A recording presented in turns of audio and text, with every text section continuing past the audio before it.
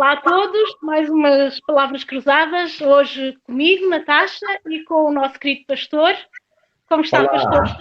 Olá Natasha, olá a todos também, que Deus te abençoe, eu espero que estejas bem e que todos aqueles também que estão conosco para esta edição das Palavras Cruzadas também estejam sob a proteção e sobre as inefáveis bênçãos do nosso Deus. Muito bem, Natasha, temos mais uma lição pela frente que estudamos durante esta semana. E que lição impressionante, continuamos a falar sobre a palavra do nosso Deus, a palavra de Deus que pode encher o nosso coração. E o tema da lição desta semana foi porque é necessária a interpretação da palavra de Deus. Porque precisamos de interpretar a Bíblia? Esta é que é a questão.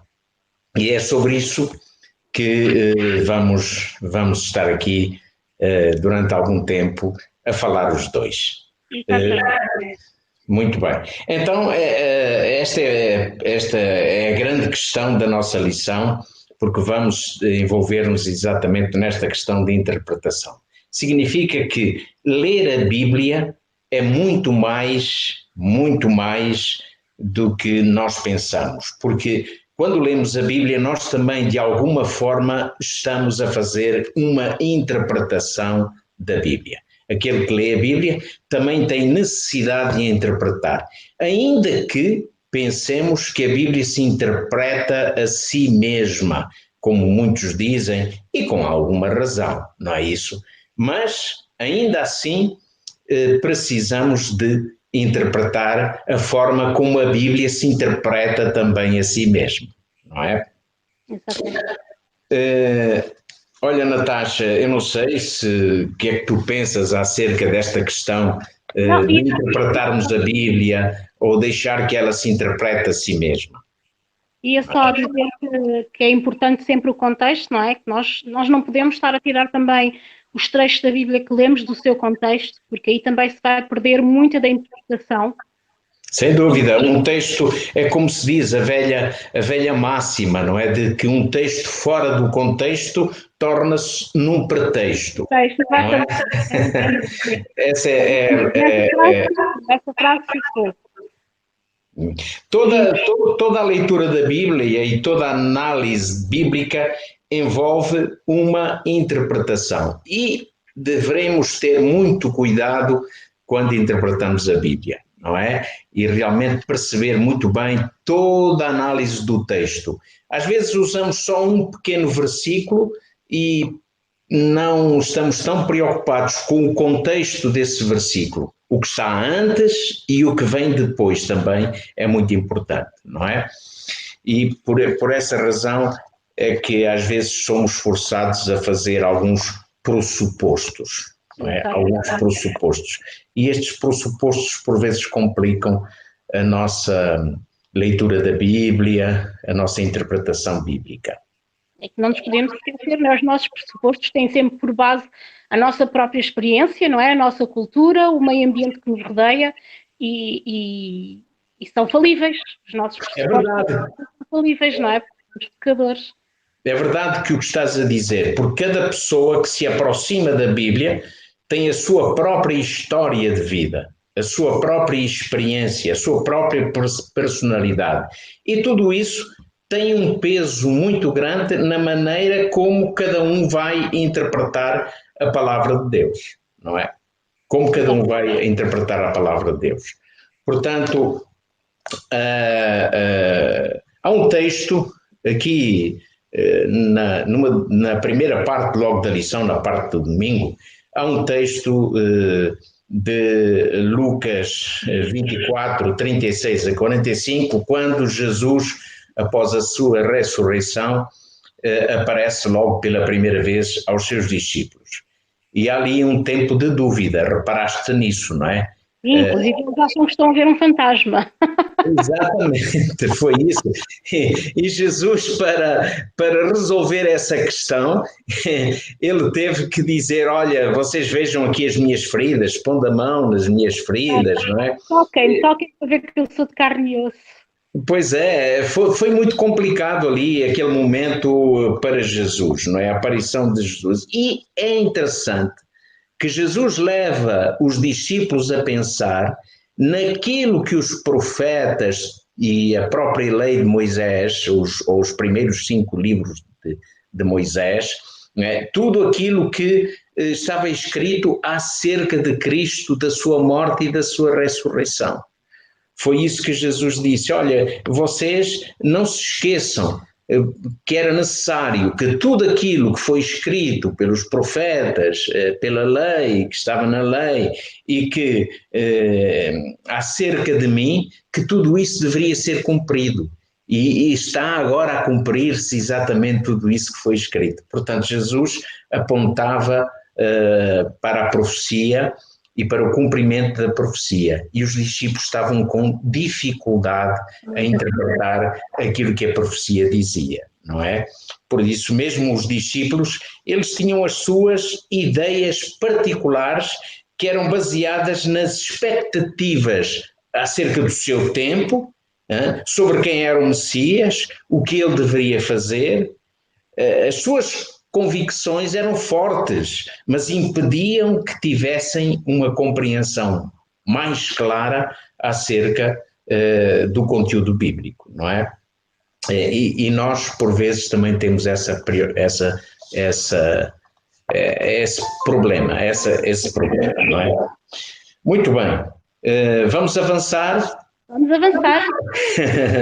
E então aqui ainda gostaria de dar uma pequenina chega sobre isto, sobre mesmo involuntariamente ou inconscientemente, nós podemos fazer uma interpretação própria, pessoal, da Sagrada Escritura.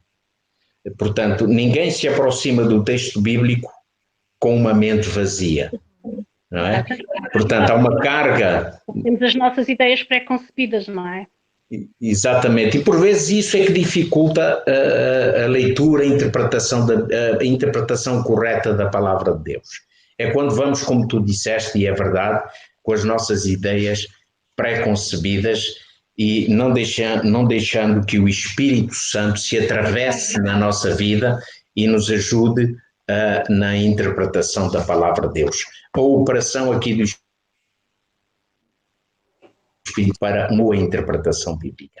É por isso, Natasha, que antes de lermos, oramos.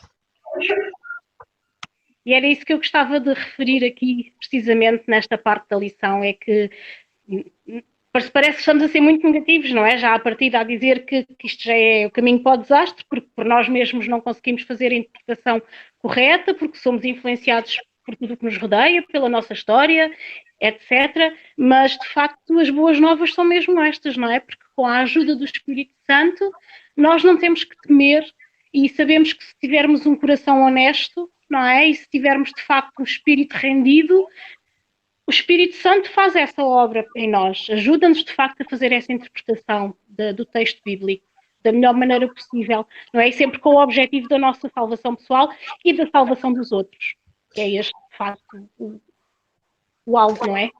Nada mais do que isso. Disseste muito bem, Natasha, disseste muito bem. Realmente dependemos totalmente do Espírito Santo para uma correta interpretação bíblica. É por essa razão que antes de abrirmos a palavra de Deus, devemos fazer, olha, aquilo que fizemos no início ainda, antes de gravarmos isto.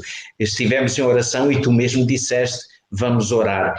E isso é muito importante na vida de cada cristão que lê as Sagradas Escrituras, que estuda as Sagradas Escrituras, um momento de oração para pedir a Deus a bênção do seu Espírito, para que se faça uma interpretação correta daquilo que Deus nos quer dizer através da sua palavra, isso é fundamental. E o que tu disseste é realmente de grande importância. Muito bem. Agora falemos então, proponho eu a ti, Natasha, que falemos da tradução e a interpretação, como a tradução bíblica pode influenciar as diferentes traduções bíblicas. Ou seja, a chamada hermenêutica, não é?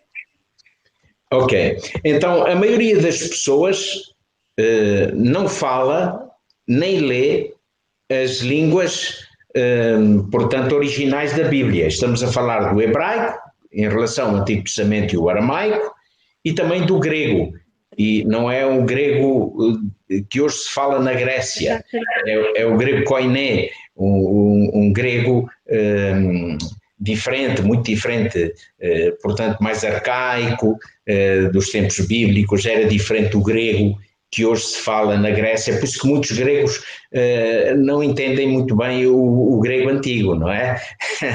Mas nem todas as pessoas têm, digamos, a facilidade de falar estas três línguas.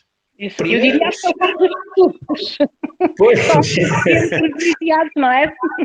É verdade, e primeiro são línguas muito antigas, não é? São tão antigas como o hebraico, o aramaico, embora se fale hebraico também, e também com muita diferença daquele hebraico que hoje é falado, por exemplo, em Israel, não é?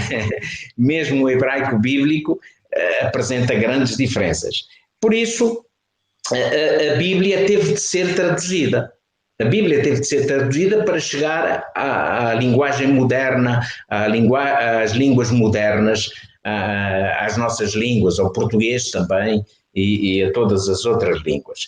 Por isso, a Bíblia, tendo sido escrita com línguas que realmente são estranhas hoje à nossa sociedade, mas houve a necessidade de haver tradutores. E estes tradutores, eles fizeram também o papel de intérpretes da Bíblia, porque ao escreverem estavam a interpretá-la. E aqui temos um problema muito sério, não é? Porquê? Precisamente por aquilo que estávamos a dizer anteriormente.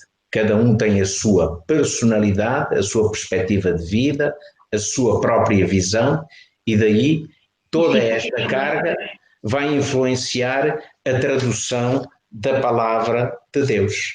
E por isso é que há muitas traduções. O que é que tu achas, Natasha? E desculpa lá eu estar a questionar. mas o que é que tu achas de tantas traduções que existem? Como é que tu vês isso? Vês isso como um aspecto positivo ou um aspecto que complica muito, digamos assim, a noção de interpretação? É assim, é um misto das duas coisas. Por um lado é bom podermos ler outro tipo de versões, porque ficamos com uma ideia mais abrangente, se calhar, do que é que o texto original quererá dizer. Por outro lado, pode-nos levar também a ficar mais confusos, porque se uma determinada versão for completamente dispar de outra, não é? Com interpretações muito, muito divergentes, muito diferentes, isso pode nos levantar muitas mais dúvidas do que certezas, como é óbvio. É verdade.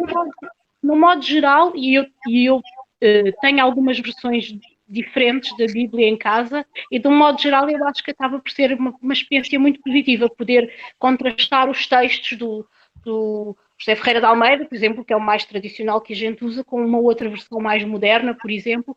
Eu acho que isso acaba por ser uma experiência muito positiva. Sem dúvida. Sem dúvida há essa possibilidade, e daí podermos fazer as nossas análises de um texto de diferentes maneiras de ver, embora também haja o senão de haver traduções bíblicas que realmente podem fugir muito àquilo que é o original, não é? Mas nós temos de ter um equilíbrio muito grande em relação a isso. Há uma questão que é a questão da hermenêutica. Ora, como sabemos, a hermenêutica é não vou dizer que seja uma ciência, mas é uma arte. É uma arte ou a perícia de traduzir cuidadosamente, não é? E depois interpretar os textos bíblicos. E isso é chamada hermenêutica, não é? E hermenêutica vem de Hermes. E Hermes era um deus grego, da mitologia grega, não é?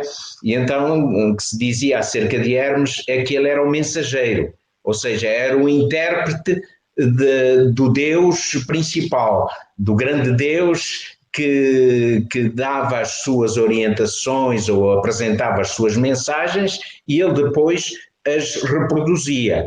e então as interpretava naturalmente à sua maneira. Isto segundo a mitologia grega, que não tem nada a ver connosco, não é? É uma explicação breve sobre a origem da palavra. Mas é exatamente isso. Daí surgiu a hermenêutica, que vem de Hermes, não é? E a experiência até é interessante porque nos está a falar de formas de interpretação, não é? Agora, É assim, eu não sei, desculpa ter interrompido, eu não sei dos ouvintes, não é? Das pessoas que nos ouvem, se já alguém teve que traduzir algum texto de outra língua. Eu já tive que fazer traduções de inglês e de espanhol, e realmente nós temos que ter conhecimento da língua, porque não se pode traduzir literalmente, porque vai-se perder muito o significado do texto. Se nós nos limitarmos a traduzir palavra por palavra, perde-se a ideia original do texto. E eu acho é que isto verdade. implica muito a hermenêutica tem esta ênfase e tem esta importância também neste sentido, não é? Porque não basta eu conseguir traduzir palavra a palavra, eu tenho que conseguir traduzir a ideia que o texto me traz. Corretamente, Natasha. Olha, eu agora sugeria uma coisa. Sugeria que fizéssemos uma pequenina pausa para ouvirmos um tema musical, um louvor ao nosso Deus. Um tema da terça-noite. Muito bem, vamos ouvir.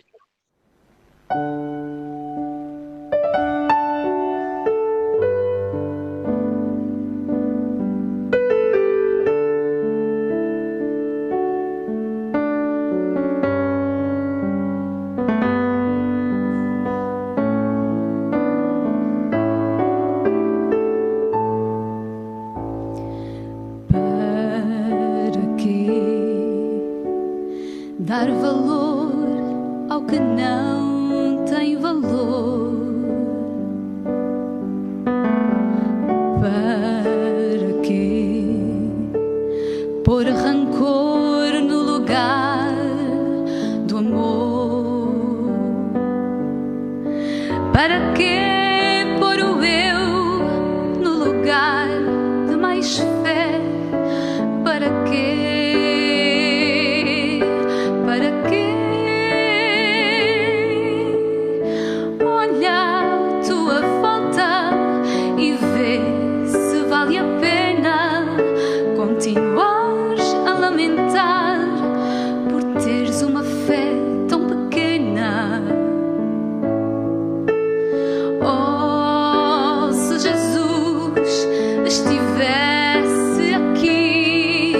Bastaria olhar, bastaria falar para o doente sarar, o pecador libertar pela fé,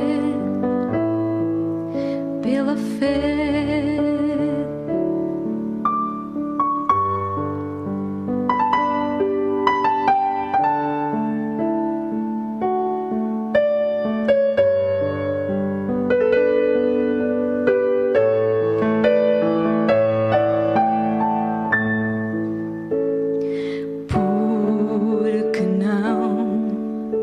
Decidir hoje aqui ter mais fé, por que não consagrar-me hoje aqui ao Senhor, por que não aceitar o poder redentor de Jesus, de Jesus.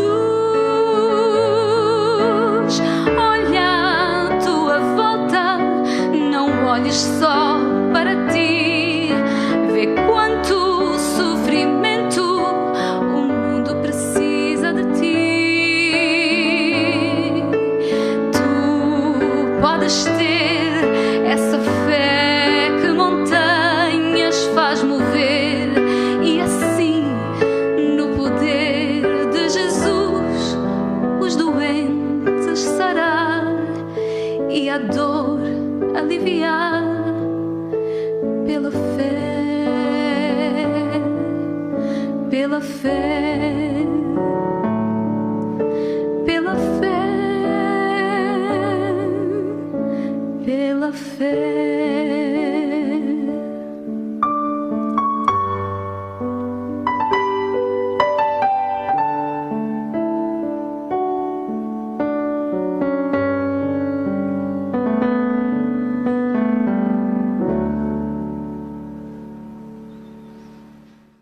Amém. Excelente momento musical que ouvimos.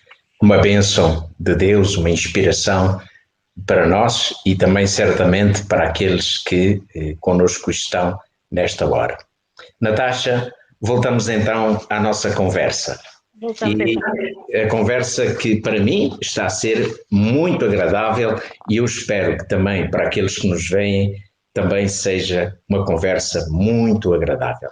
Ora, a pergunta agora que se vai colocar e que se coloca nesta lição é a Bíblia e a cultura. O que é que temos a dizer sobre isso, não é? A Bíblia e a cultura. Bom, eu começaria por dizer, como que introduzindo esta parte, este assunto, que nós temos que considerar sempre os aspectos culturais dos escritores bíblicos, do tempo, das regiões, nos lugares onde a Bíblia foi escrita, não é? Tudo isso, todos esses fatores culturais influenciam também a própria tradução, aliás, a própria interpretação da Bíblia. Nós vemos... A forma como foi escrito originalmente, não é? Perfeitamente, mas é isso mesmo, disseste bem, a própria forma como a Bíblia foi escrita originalmente. No entanto, nós chegamos à conclusão, ao lermos a Sagrada Escritura, que a mensagem bíblica, ela transcende qualquer aspecto cultural, qualquer cultura, em qualquer tempo, em qualquer tempo enfim, da vida humana. Embora Deus tenha falado para gerações específicas, o próprio Deus certificou-se de que as gerações futuras, elas que lessem a palavra de Deus, compreendessem essas verdades que vão para além de todas as circunstâncias locais e limitadas em que os textos bíblicos foram escritos. Por isso, a própria Bíblia vai transcender a cultura e todas... Transcende o tempo e o espaço, não é? Isso mesmo, perfeitamente. Resumindo, disseste tudo. É exatamente esse aspecto. Portanto, a Bíblia está para além de tudo isso. E por isso é que a Bíblia, e este é um ponto que nos faz pensar, Natasha, por isso é que a Bíblia é um livro extraordinariamente atual. Não há livro tão atual como a Palavra de Deus. Houve livros antigos, e existem hoje ainda, mas existem nos museus, que são completamente ultrapassados, não é? No entanto, a Bíblia é o livro mais lido, o livro mais procurado. Em todos os anos, ele bate os recordes de procura, de venda.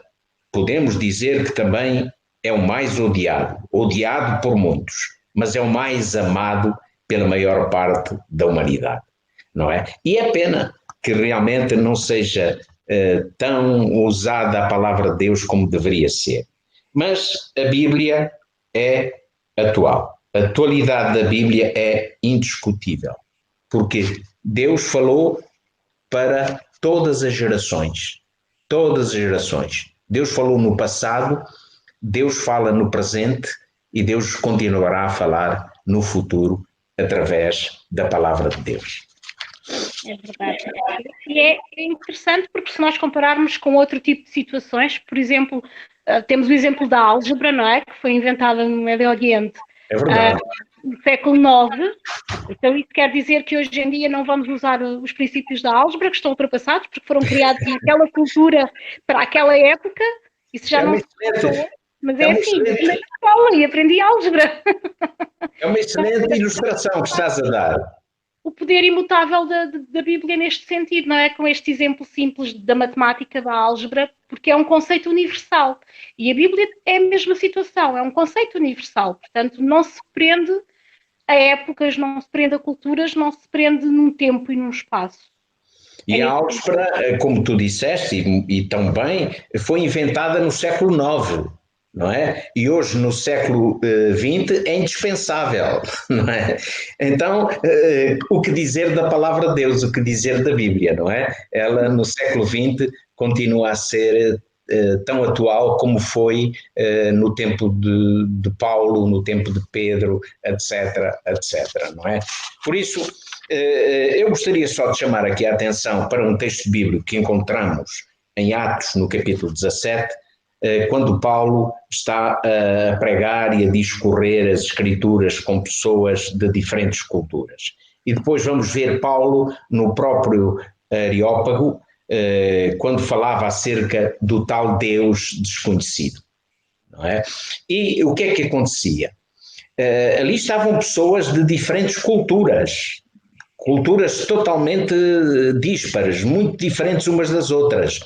No entanto, o que é que acontecia quando Paulo interpretava as Escrituras e quando Paulo falava das Escrituras? Havia muitos que queriam, mas havia outros que até gozavam com ele e até o chamaram nessa altura de paroleiro, vê bem, não é? De paroleiro. Portanto, não entendiam, porque não entendiam. E o problema aqui não era o apóstolo São Paulo que estivesse a explicar mal, mas o problema era que essas pessoas que o ouviam já tinham as suas ideias pré-concebidas e isso era uma barreira autêntica para a compreensão da palavra de Deus. Por essa razão, quando vamos estudar a Bíblia, não podemos ir com ideias pré-concebidas. Devemos deixar que as ideias da palavra de Deus, do próprio Deus, dominem as nossas ideias. Bom, vamos continuar a avançar? Vamos, não é?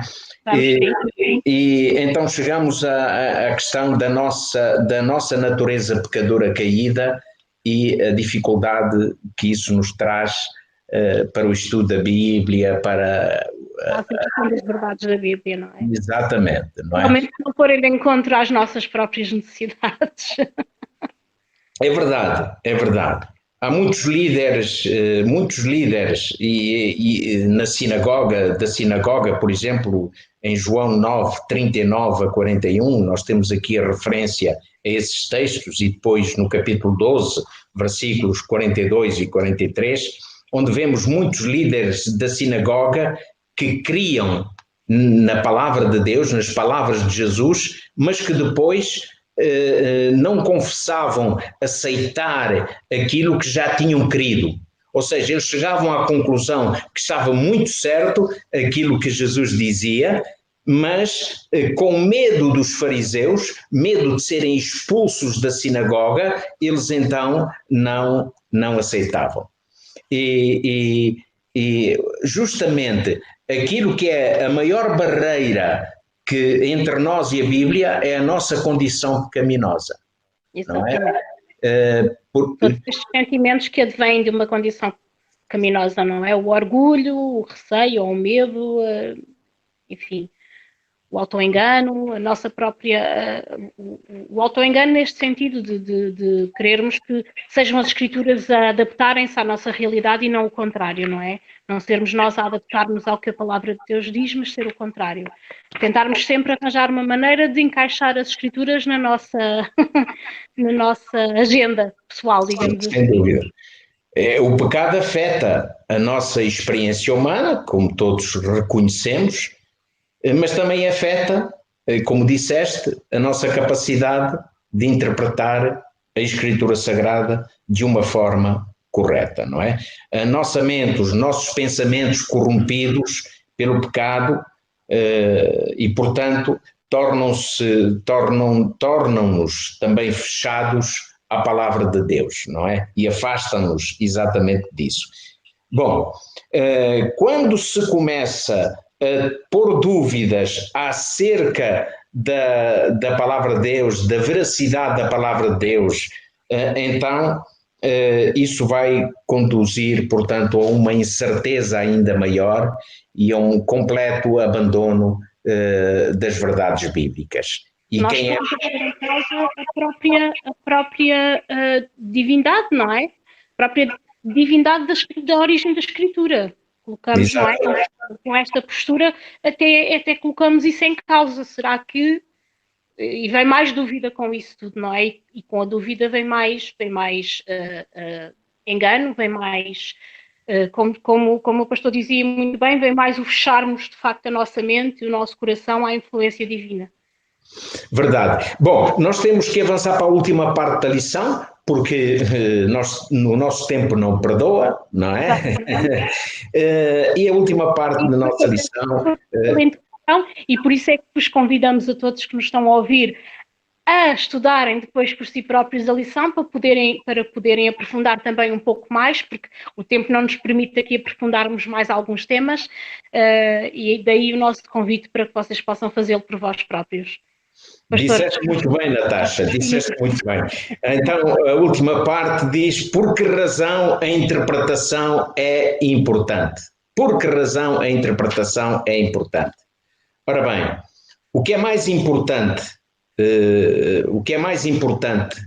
para Deus é a nossa salvação. Exatamente. E a nossa maior preocupação devia ser essa. Essa é a questão mais importante também das Sagradas Escrituras.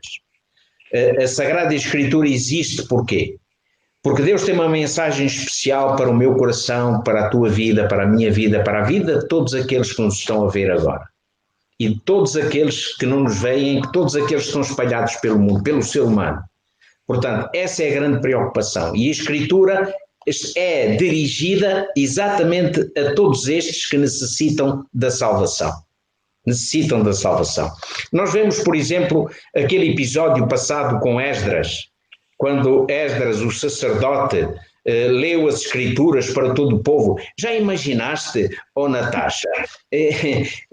Eu estou a desafiar-te a imaginar. A imaginar. Eu tenho uma mente muito gráfica, portanto, eu quando estou a ler as coisas imagino-as. Para mim não é um exercício difícil, porque eu faço isso a toda a hora, naturalmente. Ok, mas é uma imagem. Imagina aquela gente toda, não é? Toda aquela gente ali, e sabes o que está lá escrito é que foi desde o nascer do sol, desde a alvorada, portanto desde o nascer do sol, até ao meio-dia. Hein? E quantas pessoas, às vezes, quando ouvem uma pregação bíblica, não é? Durante meia hora já acham que é um tempo exagerado, não é? Tudo isso nos diz muito, muito da condição humana para receber as Escrituras, não é? Da nossa disposição. Exatamente, a nossa disponibilidade afeta essa necessidade. Mas a verdade é que a Bíblia existe porque Deus nos quer salvar. É só por essa razão. E Deus quer nos mostrar qual é o caminho para a salvação. Eu gosto muito daquele texto de Jesus quando ele diz: eu sou o caminho, a verdade e a vida, e ninguém vem ao Pai senão por mim. Mas olha, Cristo é o centro de toda a Escritura. E é bom nós sabermos. Não é? Desde Gênesis ao Apocalipse. Apocalipse. E portanto ninguém vem ao Pai senão por Jesus, não é? E a Escritura lá está. Muito bem. E quando Pedro falava acerca de Paulo, há quem diga que Pedro e Paulo nunca se entenderam bem. Bom, houve ali qualquer complicação, mas como eram irmãos na fé, eles depois entenderam-se, não é? Isso ainda hoje acontece na igreja, às vezes nos desentendemos, mas daqui a pouco já está tudo esquecido e avançamos e continuamos a ser aquilo que somos, não é? Mas reparaste que Pedro falava de Paulo de uma maneira muito interessante, não é? Ele falava dos escritos de Paulo. E ele dizia que eram escritos profundos, mas que muitas pessoas os torciam. E torciam para a sua própria perdição. Daí todo o cuidado que devemos ter para não darmos uma interpretação própria, uma interpretação irrazoável, ou seja, aquilo que o texto não diz, às vezes nós queremos que ele diga, ou alguém pode querer que ele diga, não é? E é fundamental porque lá está. Este tipo de atitude de querer distorcer, não é? De turpar o texto bíblico em nosso favor, isto determina de facto a nossa salvação ou a nossa perdição. Muito bem, finalizando. Muito bem, Natasha, se me permites, finalizando, eu fazia-te um pedido. O que é que tu terias, qual o conselho que tu darias neste momento e perante tudo aquilo que estivemos a dizer e aqui a falar, o que é que tu dirias a todos aqueles nossos espectadores, ouvintes, aqueles que estão connosco? Que lhes dirias, que palavra final lhes dirias? As palavras de Ellen White nas mensagens aos jovens, na página 260, que nos diz: no estudo da palavra, deixe de lado as opiniões pré-concebidas e as ideias herdadas e cultivadas. Nunca alcançaremos a verdade se estudarmos as Escrituras para defender as nossas próprias ideias. Não devemos ler a palavra à luz de opiniões antigas, mas, com a mente livre de preconceitos, devemos buscá-la com cuidado e oração. Ajuste as suas opiniões à palavra. Não permita que as crenças ou práticas anteriores dominem o entendimento. Seriam estas as minhas palavras. Muito bem. Palavras sábias que acabaste de ler. Olha, que Deus te abençoe muito, estimados amigos que nos veem e nos ouvem. Um grande abraço também para ti, Natasha. Obrigada, igualmente. E muito obrigado a todos pela vossa presença. Obrigada e até para a semana.